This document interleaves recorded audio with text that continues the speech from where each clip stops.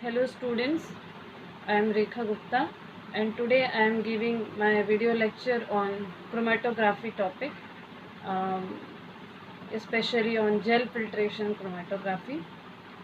So what is chromatography? As we all know, chromatography is a method or a technique and it combines the two words chromo and the graphy. Chromo means color and graphy the representation of uh, color on paper, on some matrix, on some surface. तो जैसे हम किसी technique के through coloured component को, coloured pigment को separate कर रहे हैं, तो उस टेक्निक को नाम दिया गया था क्रोमेटोग्राफी। अगर हम इसकी हिस्ट्री देखें तो सबसे पहले क्रोमेटोग्राफी जो टर्म है या जो टेक्निक है वो डिस्क्राइब की थी, एम्प्लॉय की थी सबसे पहले रशियन साइंटिस्ट माइकल स्वेट ने 1906 में, and he use this chromatography method in the first decade of 20th century, and he primarily used for the separation of plant pigments like chlorophyll, carotene, xanthophyll etc. तो in plant pigment को separate out करने के लिए, उनके mixture को अलग करने के लिए, और चूंकि ये प्लांट पिगमेंट जो कलर्ड पिगमेंट थे तो उनको उन्होंने इस टेक्निक के थ्रू सेपरेट किया। डेट्स वाई इन्होंने इस टेक्निक का नाम दिया था chromatography, because this components have the different colours, like chlorophyll जो है वो ग्रीन कलर में सेपरेट हुआ, कैरोटीन जो है वो ऑरेंज कलर में, और जो जेंथोफिल्स हैं वो येलोइश ऑरेंज, इस तरह से अलग अलग कलर में ये सेपरेट आउट हुए, इसलिए इन्होंने इस टेक्निक का नाम दिया था क्रोमेटोग्राफी। एक जनरल और सिंपल डेफिनेशन अगर हम देखें कि what is chromatography, so it is a physical method of separation. Separation के लिए कोई भी अगर हमारे पास मिक्सचर दिया हुआ है, उसके सेपरेशन के लिए हमारे पास अलग अलग टाइप के मेथड्स हैं, तो उन्हीं में से एक जो बायोफिजिकल मेथड है डेट इज़ क्रोमेटोग्राफी मेथड, जिसमें कि मिक्सचर के कंपोनेंट का सेपरेशन जो है उनके कंपोनेंट्स के डिस्ट्रीब्यूशन, जो कि दो अलग अलग फेजेस में किस तरह से डिस्ट्रीब्यूट होते हैं उसके आधार पर किया जाता है। So the components are mixture are distributed between the two phases, one of which is stationary phase and the other is mobile phase. और स्टेशनरी फेज और मोबाइल फेज दोनों में ही जो मिक्सचर के कंपोनेंट्स हैं वो डिस्ट्रीब्यूट हो जाते हैं, अलग अलग डिस्ट्रीब्यूट हो जाते हैं, और उनका अलग अलग फ्रिक्शन हमको मिलता है जिसकी सहायता से हम उसे सेपरेट कर सकते हैं। इंटरनेशनल डेफिनेशन अगर इसकी देखी जाए तो chromatography is a physical method of separation in which the components to be separated and distributed between two phases, one of which is stationary and the other is mobile which moves in the definite direction. उसमें भी हमें यही बताया गया है कि chromatography का जो बेसिक प्रिंसिपल है वो इसी पर आधारित है कि इसमें दो फेजेस होते हैं, स्टेशनरी फेज और मोबाइल फेज। इन दो अलग अलग फेजेस में मिक्सचर के कंपोनेंट जब डिस्ट्रीब्यूट होते हैं तो उन्हें आसानी से सेपरेट किया जाता है। अगर स्टेशनरी फेज की हम बात करें तो स्टेशनरी फेज या तो सॉलिड होता है या फिर लिक्विड होता है, दोनों में से कोई भी फेजेस में यह पाया जा सकता है depending on the type of chromatography. कई बार हम उनके स्टेशनरी और उनके मोबाइल फेज के आधार पर उस पर्टिकुलर टाइप ऑफ क्रोमेटोग्राफी को क्लासीफाई भी करते हैं, उनको कैटेगराइज भी करते हैं। तो अगर सॉलिड भी हो सकता है या लिक्विड भी हो सकता है। सॉलिड है तो that is very easy to handle it, but अगर लिक्विड फॉर्म में है तो उसे किसी सॉलिड सपोर्ट के ऊपर इमोबिलाइज किया जाता है, लाइक कोई पेपर सरफेस है या फिर कोई सॉलिड जेल सरफेस है, उसके ऊपर उसे एब्जॉर्ब कराया जाता है और उसे स्टेशनरी फेज के फॉर्म में यूज़ किया जा सके। Now mobile phase is a moving phase. Moving phase means it should be movable, तो आइदर इट इज़ लिक्विड और इट इज़ गैस, या तो ये गैस फॉर्म में होगा या फिर यह लिक्विड के फॉर्म में होगा, जो कि हमारे कंपोनेंट को कॉलम के अंदर मूव करा सके और वो आसानी से उसे सेपरेट कर सके। So this is the general diagram which shows the how chromatography is used for the separation of the component of mixture, जिसमें कि इस तरह से ये अलग अलग कंपोनेंट का मिक्सचर है जिसे सेपरेशन के थ्रू, क्रोमेटोग्राफिक सेपरेशन के थ्रू अलग अलग कंपोनेंट्स में हम प्राप्त कर सकते हैं, और उसके पश्चात फिर हम अलग अलग टाइप से इसकी स्टडी कर सकते हैं, इसका एनालिसिस कर सकते हैं, आइडेंटिफिकेशन कर सकते हैं, फर्दर प्यूरिफिकेशन कर सकते हैं, और या फिर क्वांटिफिकेशन भी कर सकते हैं, या उसके अमाउंट को डिटरमाइन भी कर सकते हैं।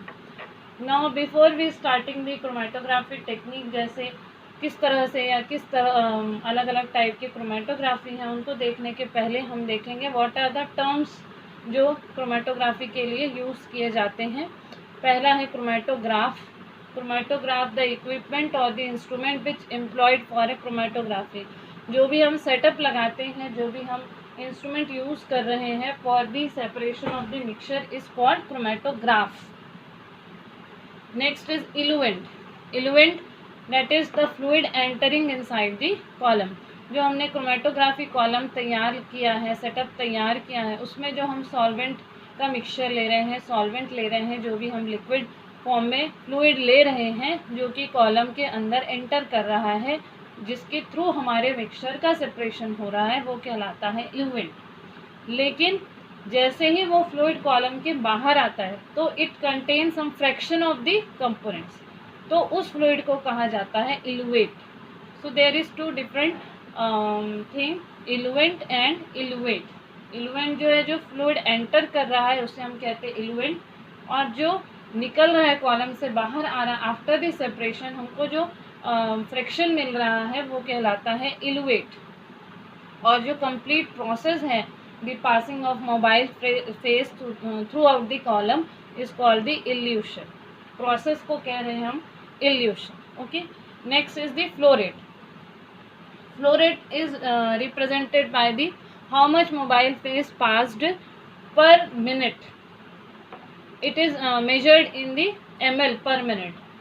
तो कितना मोबाइल फेज है, कितना हमारा जो सॉल्वेंट है वो पर ml सॉल्वेंट जो है वो पर मिनट के हिसाब से ट्रैवल कर रहा है इनसाइड द कॉलम, वो कहलाता है उसका फ्लो रेट।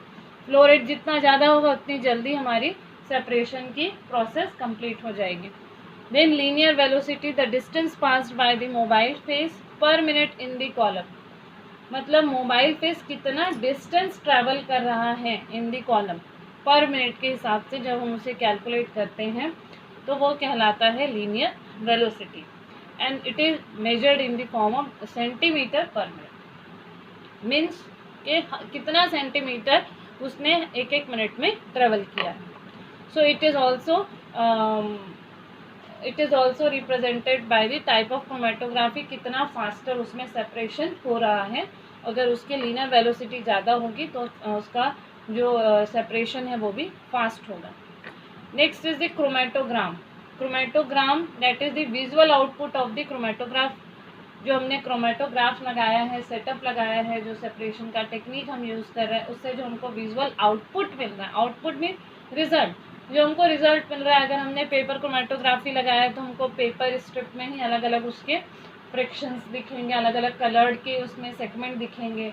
या हमने अगर जेल लगाया है तो जेल में भी हमको अलग अलग फ्रैक्शंस नज़र आते हैं, तो वो उसका विजुअल आउटपुट है, जिसे हम क्रोमेटोग्राम कहते हैं। Next is stationary page, which I have already discussed in principle of chromatography। It is a stationary phase is a non-movable phase, जो कि कॉलम के अंदर जो है वो पैक किया जाता है, and it is either it is solid or it is liquid। Mobile phase, it is also movable phase which passes inside the column। Analyte, analyte या इसी को ही हम सैंपल कहते हैं, वो मिक्सचर जिसे कि हम सेपरेट करना चाहते हैं उसके अलग अलग कंपोनेंट्स में during the by using the chromatography is called analyte. Eluate, जिसे मैं पहले बता चुकी हूँ कि वो फ्लूइड जो हमको आफ्टर द क्रोमेटोग्राफी जो हमें प्राप्त होता है वो कहलाता है eluate. Next is the retention time. Yes, it is also one important factor in chromatographic terms.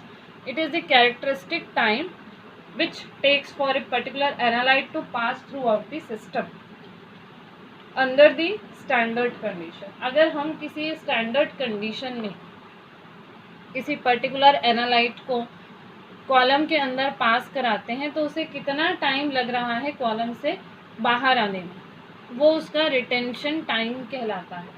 तो ये अलग अलग एनालाइट के लिए अलग अलग हो सकता है, अलग अलग टाइप ऑफ क्रोमेटोग्राफी में भी ये अलग अलग हो सकता है। तो it depend upon the type of chromatography, depending upon the conditions, it depending upon the mixture also. Now next is retardation factor. It is a very important term in any type of chromatography. It is a basic principle of chromatography. It represents the fraction of analyte in the mobile phase of the chromatographic system. तो यह उस mobile phase का chromatographic system में कितना fraction जो है analyte का वो प्रेजेंट है, इसको रिप्रेजेंट कर रहा है। और इस आरएफ वैल्यू को हम इस फॉर्मूले से डिटरमाइन कर सकते हैं, distance travelled bye solute upon distance travelled bye solvent. तो ये जो डिस्टेंस है ये हम सेंटीमीटर में या मिलीमीटर में मेजर कर सकते हैं कि कॉलम में वो कितना डिस्टेंस उसने ट्रैवल किया है। तो ओवरऑल जो हमारे रिटार्डेशन फैक्टर या जो हमारा आरएफ की जो वैल्यू है उसकी कोई यूनिट नहीं होती, बट इस फॉर्मूला से हम किसी भी कंपोनेंट का आरएफ वैल्यू निकाल सकते हैं और उसे आइडेंटिफाई कर सकते हैं, बिकॉज ईच कंपोनेंट और each biomolecule has specific RF value. तो हम अपने जो प्रैक्टिकली हमने जो भी क्रोमेटोग्राफी परफॉर्म किया है उसमें जो हमने आरएफ वैल्यू कैलकुलेट किया है उसे हम कंपेयर करते हैं स्टैंडर्ड टेबल से और उसके थ्रू भी हम उसे आइडेंटिफाई कर सकते हैं। Now the components of chromatography जो कि हमने डिस्कस किए हैं, mobile phase and stationary phase, जो कि हर टाइप के क्रोमेटोग्राफी में या बेसिक प्रिंसिपल में आपको मिलेंगे। Next is the uses of chromatography. एक जनरल अगर हम बात करें तो कहाँ कहाँ पर हम क्रोमेटोग्राफी को यूज़ कर सकते हैं। फॉर द एनालिसिस, कोई भी मिक्सचर या उसके कंपोनेंट को एनालाइज करने के लिए, उसके आइडेंटिफिकेशन के लिए और उनका आपस में क्या रिलेशन है उसे एनालाइज करने के लिए, उसके एग्जामिनेशन के लिए आप यूज़ कर सकते हैं। आइडेंटिफिकेशन, मिक्सचर के कंपोनेंट को उनके प्रॉपर्टीज़ के आधार पर हम उसको एनालाइज कर सकते हैं, फर्दर फिर उसे आइडेंटिफाई कर सकते हैं। देन प्यूरिफिकेशन, जो भी हमारे कंपोनेंट सेपरेट हुए हैं in order to one and another जो भी है उसे हम फर्दर इन स्टडी के लिए भी यूज़ कर सकते हैं। And next is quantification, the amount of the component present in that mixture is also calculated with the help of chromatography. Now the real time application of chromatography, कौन कौन से हम एग्जाम्पल क्रोमेटोग्राफी के लिए देख सकते हैं। अगर हम फार्मास्यूटिकल कंपनीज में देखें तो वहाँ पर जो भी नए प्रोडक्ट या नए मेडिसिन वगैरह बनती है उसमें केमिकल कंपोजिशन कैसा है, कितना है अमाउंट, जो केमिकल का अमाउंट कितना है, तो उसके लिए भी हम अलग अलग तरह के क्रोमेटोग्राफी को यूज़ कर सकते हैं। हॉस्पिटल वगैरह में सैंपल के डिटेक्शन वगैरह के लिए भी इसे यूज़ किया जाता है। लॉ इन्फोर्समेंट मीन्स कई जगह पर जैसे क्राइम सीन वगैरह में जो हमें सैंपल प्राप्त हुए हैं उनको भी अलग सैंपल से कंपेयर करके भी हम उसके आइडेंटिफिकेशन के लिए भी उसे यूज़ कर सकते हैं।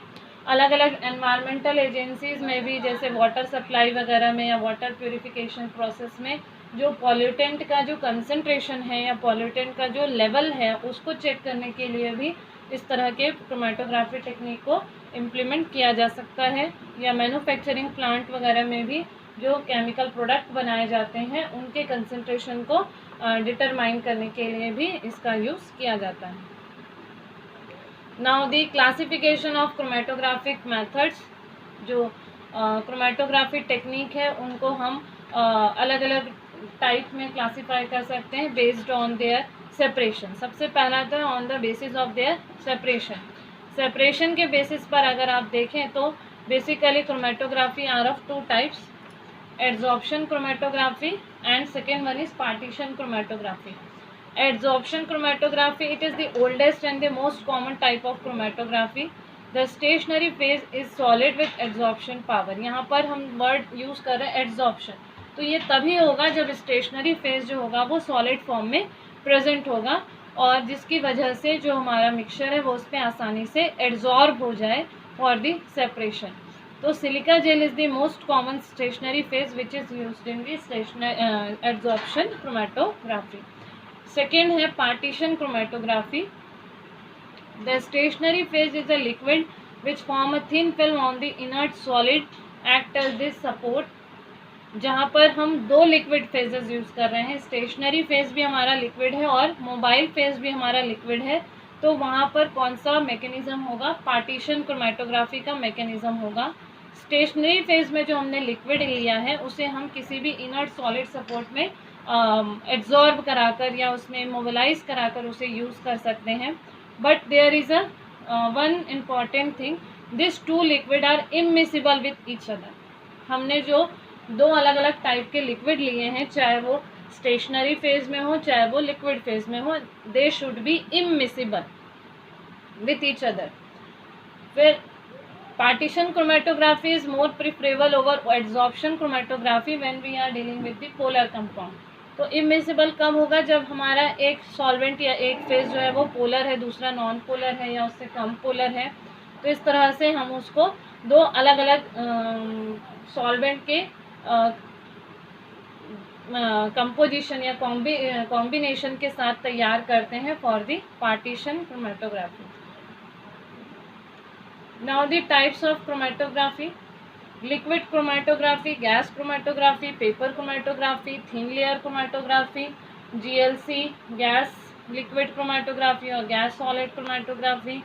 अब हम chromatography को अगर हम अलग अलग टाइप्स में बांटना चाहें तो there are various types of chromatography depending on the stationary and their mobile phase। जैसे पहला है लिक्विड क्रोमेटोग्राफी, जहाँ पर लिक्विड मोबाइल फेज होगा और सॉलिड बीड जो होंगे वो उसके स्टेशनरी फेज के फॉर्म में कॉलम में यूज़ किए जाते हैं। Gas chromatography, when we are using carrier gas in the form of mobile phase is called gas chromatography. Paper chromatography, जहाँ पर हम पेपर स्ट्रिप यूज़ कर रहे हैं जिसमें जो एड्सॉर्ब वाटर मॉलिक्यूल है वो स्टेशनरी फेज के लिए एक्ट करते हैं और सॉल्वेंट जो है वो हमारा मोबाइल फेज होता है। थिन लेयर क्रोमेटोग्राफी, जहाँ पर हम किसी भी ग्लास सपोर्ट या किसी ग्लास स्लाइड या ग्लास प्लेट के ऊपर एक पतली सी लेयर बनाते हैं, either it is silica gel या एलुमिना की, जो कि स्टेशनरी फेज की तरह काम करती हैं और मोबाइल फेज जो है वो हमारा लिक्विड फॉर्म में प्रेजेंट होता है, which is a type of solvent also.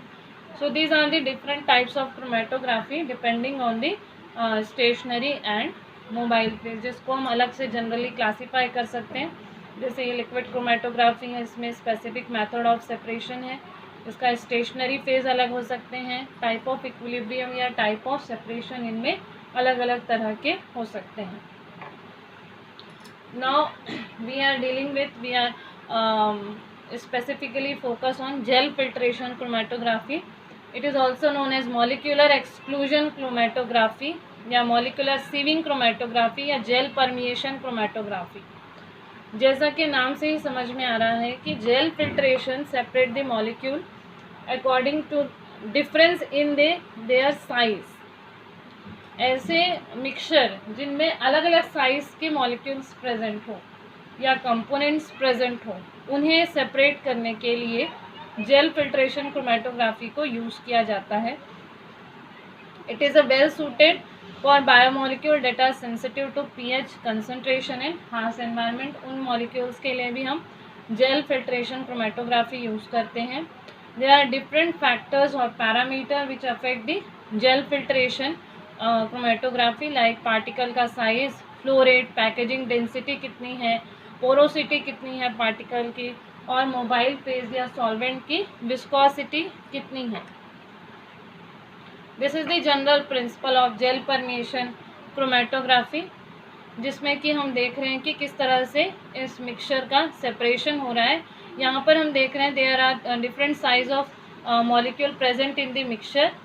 This is the large molecule and this is the small molecule and this is the gel beads. ये जो है this are the gel beads and this is the column, जिसको column के अंदर packing किया गया है। तो this is the direction of flow. जैसे इसे सेपरेट आउट किया जाता है with the help of mobile phase और solvent, it moves inside the column and the small molecules are trapped within the beads, but the large molecule moves faster and extruded from the column। सबसे पहले हमको जो column से बाहर मिलेंगे large molecule, उसके बाद काफ़ी टाइम बाद जो है वो स्मॉल मॉलिक्यूल्स जो है वो कॉलम के बाहर आते हैं, क्योंकि वो जेल बिट्स के अंदर ट्रैप हो जाते हैं। तो अगर हम किसी कॉलम में हमको फ्रैक्शन नज़र आएंगे तो इस फॉर्म में होगा। These are the fractions on the basis of their size. Large जो मॉलिक्यूल हैं वो रेड फ्रैक्शन में इधर दिखाई दे रहे हैं. This are the red particles और red molecule which are very largest molecule. And then blue, they are medium size molecule, and the pink are the very small molecule. So very small molecules moves very slowly because they are trapped inside the beads, and large molecule move faster and excluded from the column. So this is the general 3D diagram which shows the how does the separation takes place from the column. So this is the general principle. Now material किस में क्या क्या material मिलते हैं, हम use किए जाते हैं पैकिंग के लिए. अगरोज है, पॉलीएक्रिलेमाइड है, ग्लास जेल है, सल्फेडेक्स जेल है, ये मटेरियल जो है वो यूज़ किए जाते हैं. Now applications of gel filtration chromatography, सबसे महत्वपूर्ण जो यूज़ है इसका प्रोटीन फ्रैक्शनेशन के लिए यूज़ किया जाता है. डिज़ायर्ड प्रोटीन को हम चाहे तो आसानी से प्यूरीफाई कर सकते हैं. मॉलिकुलर वेट का डिटर्मिनेशन हो सकता है. Then separation of sugar, protein, peptides and other biomolecules on the basis of their size, and also used for the determination of quaternary structure of purified protein. Thank you for listening my lecture. Thank you so much.